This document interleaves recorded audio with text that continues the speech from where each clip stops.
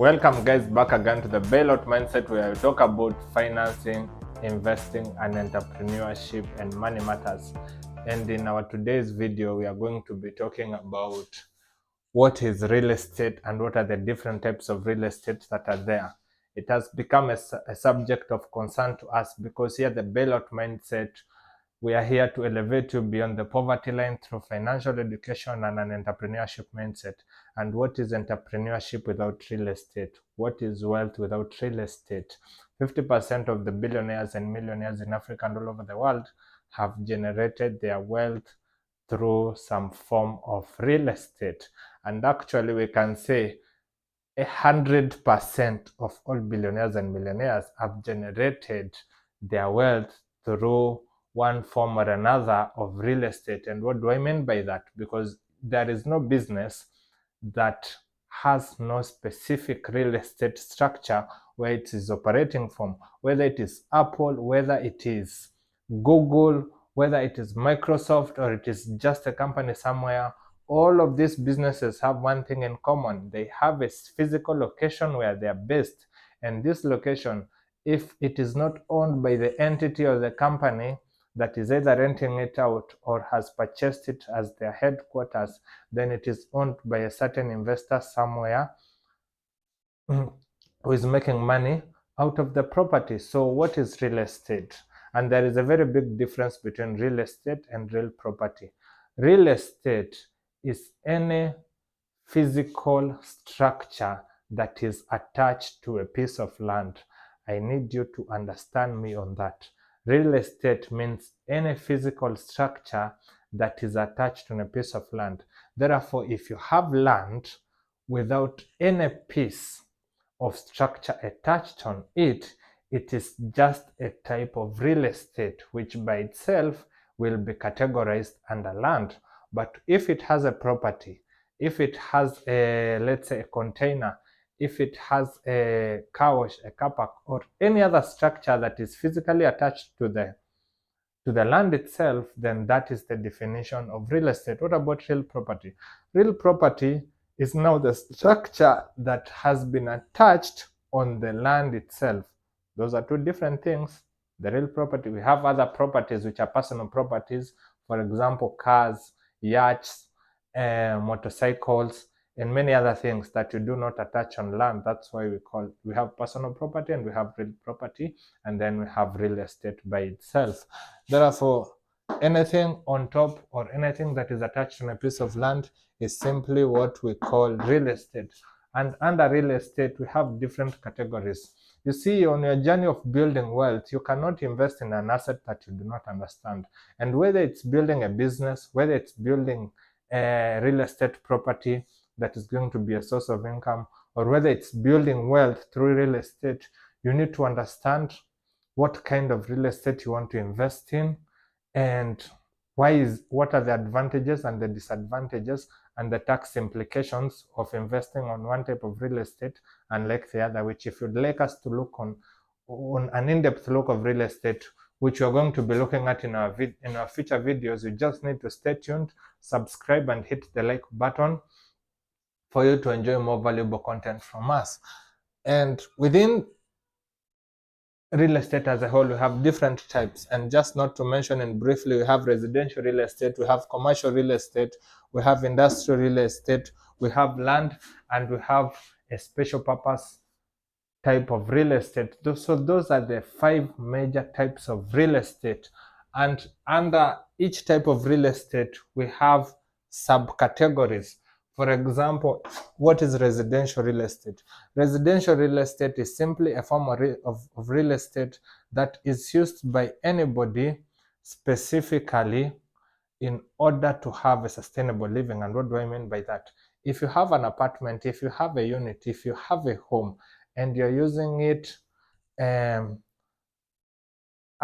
should I put, and you're using that form of real estate as a form of shelter, or if you're using your house or your apartment or your bungalow as a form of shelter, that is simply a residential type of real estate. Most people who own this type of real estate are usually owners of the property themselves. And I understand here in Africa we have too much land than the population. Therefore, the problem in Africa, it's not land, it's the way we utilize our land. And therefore, kama wewe ni kijana huko na mko na kanyumba mahali, let's say if you have a single family home is more like a bungalow, or you just built a structure which you're using as a form of shelter for your family, whether you're an extended or a nuclear family, then this is under the residential type of real estate, but under the subcategory of a single family home. And then we have multifamily homes or flats. Basically, these are structures whereby it's more like shared unit spaces, whereby we have several families living under the same structure, but inside the structure there are different units. Here in Kenya, they are commonly known as ghorofa, or let's say if you have built a mansion, but it's rare to find a mansion that is a multi-family home. So usually these are flats that have, let's say, 3-bedroom, 4-bedroom houses that are composed the flat, and inside those 4 bedrooms or 3 bedrooms, they are living a group of family or a number of families. That's why it's called a multi-family home. Therefore, kama umejenga ghorofa 3-bedroom, 2-bedroom, 4-bedroom na iko na watu wanaishi ndani, different families, that is a multi-family home. And then we have townhouses. Townhouses are usually common in high-end estates. For example, Karen, we are looking at Wayakiwe, we are looking at Lavington, Buruburu. So by townhouses, they are more of, I will say it's a new variation of a mansion, especially inside these, how should I put it, controlled development estates. For example, you might find some townhouses in, let's say, Kahawaskari, or you might find some townhouses in, let's say, Wayakiwe, or along Karen, Kilimani, Buruburu, and so on and so forth. You'll find majority of these houses. They're usually under a controlled development, and they're usually similar. Therefore, parklands, there are so many townhouses over there. So townhouses are more like, to me, I usually look at it as a simple mansion that fits the municipality structure.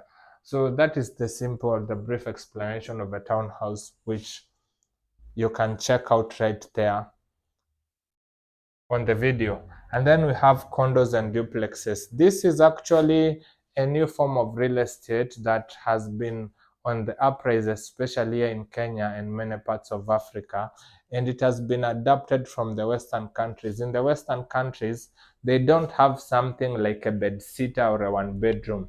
They either have a studio, a condominium, or a 1-bedroom apartment or a 2-bedroom apartment. Therefore, condos are more of the luxury side of the current bed sitters that we have. So these are usually apartments that are built on nearby cities or on nearby urban areas, and they're a little bit more sophisticated, unlike the average studio, the average condo that you will find on satellite towns or on the outskirts of the city. So they are more common on Western regions, United States, South Africa, Europe, but the adoption has been coming, especially here in Africa. Therefore, that's the difference. There are some flats which are fully condos. There are some flats that are made up of duplexes, but duplexes are usually on the top floor of the units. So that is basically the different subcategories that are in the residential type of real estate. Therefore, if you're looking to go there and invest in real estate, the residential type of real estate can either make you wealthy or can make you poor, depending on what kind of investment that you make. And then the second type of real estate is commercial real estate. And by commercial, we mean this is a type of structure that is set up specifically for business purposes. Yani umejenga nyumba ikuingizia pesa. Haujajenga nyumba kulala hapo, haujajenga nyumba shosho akuja ishi hapo ama watu wa familia waishi hapo. Wewe umejenga nyumba ndio utengeneze pesa. And this is one form of creating wealth, and banks really love financing commercial real estate properties. And some of the examples that we have in commercial real estate properties are gas stations or petrol stations, for example, Rubis, Delta, Shell, and any other petrol station that you see is simply part of the commercial real estate. Some people use the part of, some people have hotels as part of the commercial real estates. For example, Sheraton, Hilton, just to mention but a few, Kempinski. These are types of commercial real estates. And then we also have hospitals. You can go there and build a hospital and then rent it out maybe to an institution. For example, AAR, you can rent it to the government. For example, a KNH or Kenyatta National Hospital, and so on and so forth. So we also have office spaces. Majority of these are found in town, especially in the CBD and in Westlands. You'll find that in most urban areas or in most commercial areas, you'll find that there are plenty of office spaces. People have gone out there, they have built stories of apartments which are full of offices. And then we also have restaurants. There is always a very big difference between a hotel and a restaurant. And this is an arguable argument. You can feel free to put your argument on the comment section below. To me, a hotel is where people come and sleep and then they have their meal and then they go. Whereas a restaurant is a walk-in whereby you can go naingia ndani, you take your chips or you take your fast foods and then you get out. So to me, that's the difference between a hotel and a restaurant. And we have many structures which are built, especially in Nairobi, Kigali, Uganda, Kampala, Jinja, almost in every major city, or even in all major towns, you will find at least a number of restaurants. KFC is very good at using this form of business model. They usually lease out pieces of lands or real estate properties and use them to expand their KFC franchise.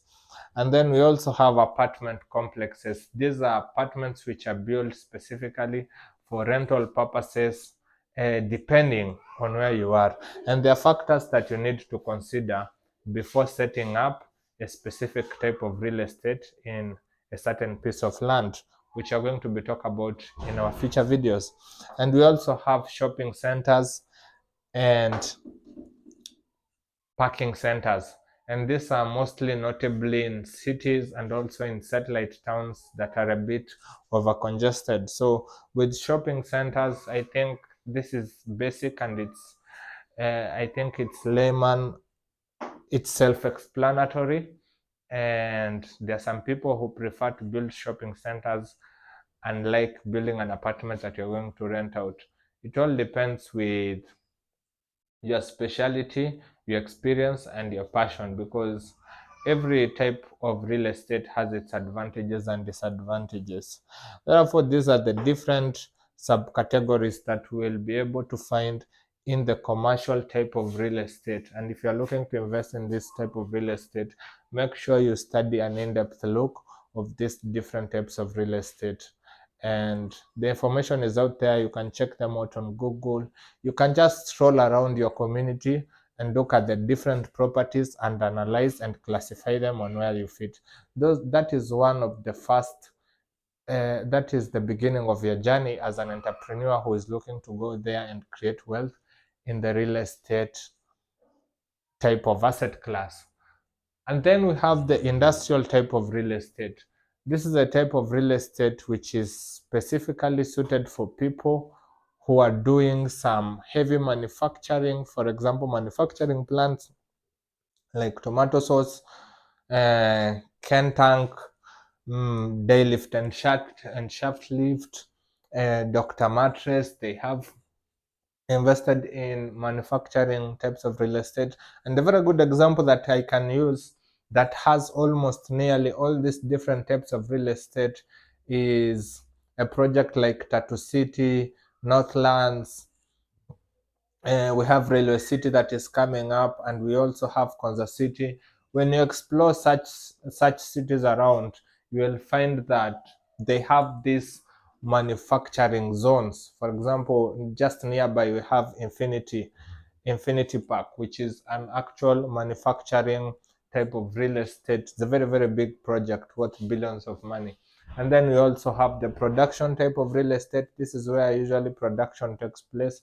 For example, coffee plants, tea plants, and so coffee processing factories, tea production factories, and so many other things. And anything that is produced is usually taking place under a production type of under a production category, which is under the industrial type of real estate. And then last but not least, we have also distributors, research and development, and so on and so forth. Therefore, uh, the industrial type of real estate has different sectors, and also it has different risks and advantages and disadvantages that are associated. And if you'd like us to have an in-depth look and also to review some of these property types so that you may have a clear understanding of what we are talking by, feel free to comment on the section below: industrial, residential, or commercial real estate, and we'll discuss it in our next videos. The other type of real estate, which is now commonly known by almost everybody, especially in Africa, is land. Land simply means an undeveloped property. Therefore, if you have a piece of land and it is not developed, it is not real estate. It is just a piece of land. And within this type of real estate, which is land, we have vacant land. This is land which simply has nothing. It's just bare land. It has seated there. You're waiting for appreciation. People invest in different types of assets depending on their financial needs.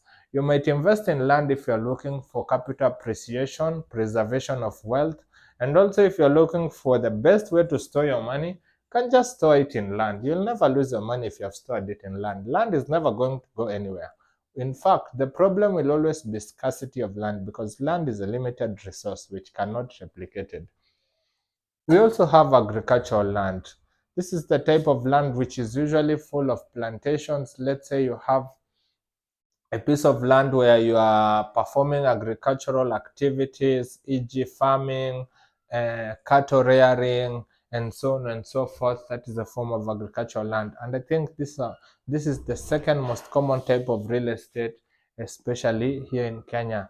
And agricultural land has its advantages, among which is that depending on the country that you are in, I always say Kenya, we are the most luckiest country in the world, because in our country you get to own land forever. That is, if it has a freehold title deed, which we will be talking about in our next videos. And that is the major difference between all these types of real estate. In one type of real estate, you can only lease the property, which means the property is always going to be owned by the government or some company somewhere. Whereas with agricultural land, you usually tend to own the whole land by yourself, but you can always use an entity to own the piece of land itself if you want to avoid some risks and liabilities. And then we also have ranches and farms. And I think one example that I can use for ranches is we have Chaka Ranch, we have, I think, the Delamere Ranch, and we have so many other cattle ranches, especially when you go in the outskirts of Nairobi, around Naivasha, Nakuru, like Kipia, Narok. There are so many ranches over there that you can actually get to explore, which we're going to be looking at an in-depth review of different types of ranches that are there and the different farms. These are usually large-scale pieces of land, more than 20 to 50 hectares of land. And then we have timberland. Timberland is usually land that is full of trees, that specific purpose is there in order to produce. Let's usually say that timberland is land that is occupied by trees or forestation. So now that you have understood the four different subcategories that are in land, as a type of real estate, because land itself is not real estate. You need to get that clearly. We have the last but not least type of real estate, which is special purpose real estate. Special purpose real estate is simply real estate that is being used by the public. And some of these types of real estate, which are not common and familiar to everybody, include cemeteries. For example, Langata Cemetery is a very good example of a special purpose type of real estate. It's just there for people to bury other people. Whether you have your relative and you don't have a piece of land where you can bury your relative, you can always go and perform the burial rituals or the resting rituals on Langata Cemetery. And we have many other cemeteries all over East Africa and many places all over the world. We are lucky here in Africa, we usually bury our ancestors in our own land, which is quite an advantage. And you're very lucky if you own such land that you're able to bury your predecessors. And then we have parks. Parks are simply recreational places, for example, Luna Park, Uhuru Park, and many other different types of parks that we have, especially in major cities and in major towns. In some satellite towns, we also have some parks, but rarely will you find them in satellite towns. Parks are usually in cities. We also have game reserves. We also have game parks, and so on and so forth. We also have museums which are in this special purpose real estate. Libraries, for example, the Kenya National Library, which is just um, along Upper Hill. It's another good form of special purpose real estate. It's simply set up in order to serve public needs. The National Archives, the most famous landmark in Nairobi, is one example of a library as a form of special purpose real estate. We also have churches. You've been wondering, where do churches lie in different types of real estate? Therefore, if you're a pastor out there and you're looking to set up a church, understand that it is under a special purpose type of real estate. And this type, the reason why it's called special purpose, it's because there are also advantages that are added onto it, usually tax advantages and so on and so forth. So therefore, churches, schools, government buildings, and many other types, many other sectors, or many other sectors that are in this special type of real estate.